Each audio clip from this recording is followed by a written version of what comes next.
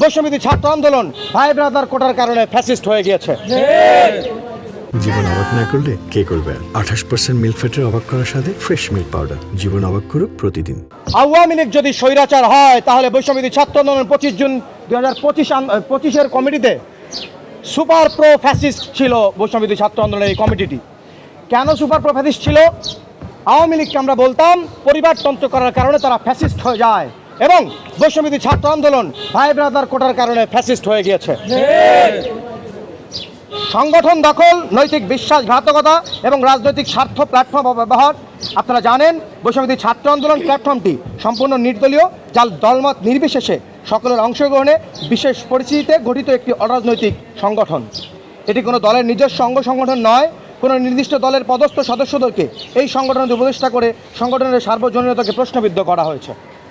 সংগঠনের সদস্যদের মতামতকে উপেক্ষা করে এহেন কর্মকাণ্ড কেন অবৈধ হবে না তা আমরা সচেতন মহলের কাছে প্রশ্ন রাখতে চাই।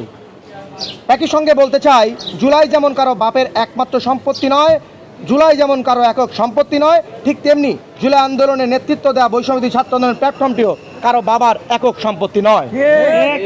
আমাদের অবস্থান স্পষ্টভাবে ঘোষণা করছি। তার আগে আমাদের মুখপাত্র সিনতাজাহান আয়েশা একটি গুরুত্বপূর্ণ বিষয় তুলে ধরেছেন, গণভোটের টাকা আত্মসাৎ। সেই বিষয়ে আমরা বাংলাদেশ ব্যাংকে বৈষম্যবিরোধী ছাত্র আন্দোলনের পক্ষ থেকে একটি নোটিশ দিয়েছি, লিখিত চিঠি দিয়েছি। আমরা আশা করব সাংবাদিক ভাইদের মাধ্যমে আপনারা পৌঁছে দেবেন। আমরাও পৌঁছে দিয়েছি, আপনারা প্রশ্ন করবেন। এ বিষয়ে আমরা দ্রুত উত্তর পাওয়ার আশা করছি এবং জনগণের সামনে তা প্রকাশ করার আহ্বান করছি।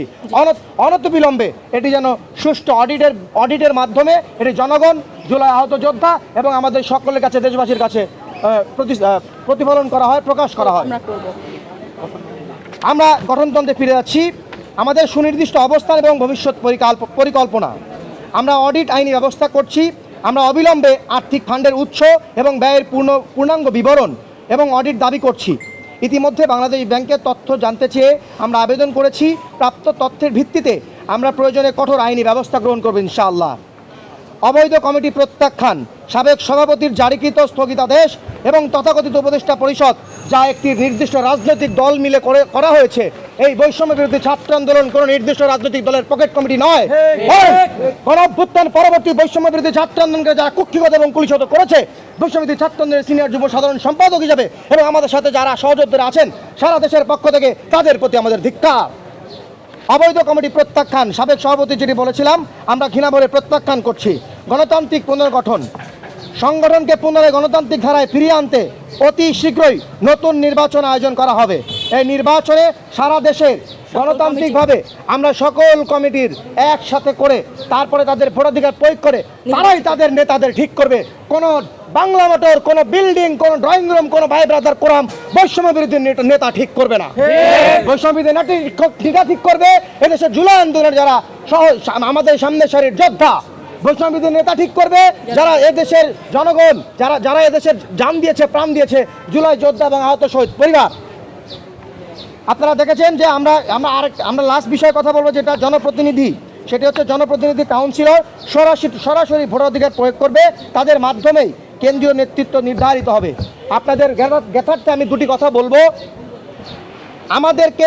আমি মাশরাফি সরকার, বৈষম্য বিরোধী ছাত্র আন্দোলনের কেন্দ্রীয় সিনিয়র যুগ্ম সাধারণ সম্পাদক। আমার ফেসবুক ফলোয়ার মাত্র 4000। আমাদেরকে বলা হয় যে আমাদের সাথে বিভিন্ন নেগোসিয়েশনে আসা হয়। অনেকের কাছে বেসিক প্রশ্ন থাকতে পারে, গণভোট প্রচারের টাকার কথা এখন কেন বলছেন?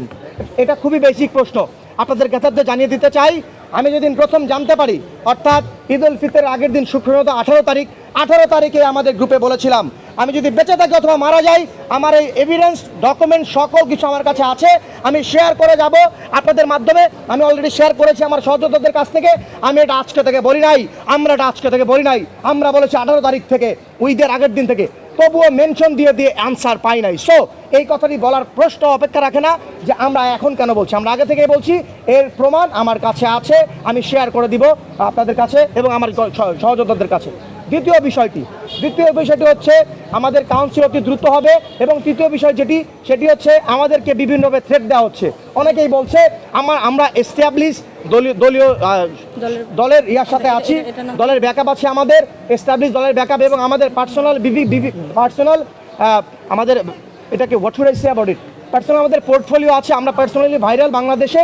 তো আমরা এই ভাইরালিজম দিয়ে আপনাদের ব্যাপারে যে কোনো কিছু কথা বলতে পারি। যখন আমরা নেগোসিয়েশন আমি আশরাফ সরকার রাজি হইনি, তখন আমাকে এই থ্রেট দেওয়া হয়, আমার লাইফ রিস্কে আছে। সো আমি বাংলাদেশ সরকার তাদের কাছে আহ্বান করব, বৈষম্যবিরোধী ছাত্র আন্দোলন আপনারা যদি আমাদের মূল্যায়ন না করেন বাংলাদেশ সরকার, তাহলে বৈষম্যবিরোধী ছাত্র আন্দোলন আবার রুখে দাঁড়াবে। মনে রাখবেন, বৈষম্যবিরোধী ছাত্র আন্দোলনকে যারা কুক্ষিগত এবং কুলসত করে গেছে, হাদি ভাই কিন্তু বলে গেছে, এটা মাশরাফি সরকারের বক্তব্য না, হাদি ভাই বলেছিল তারা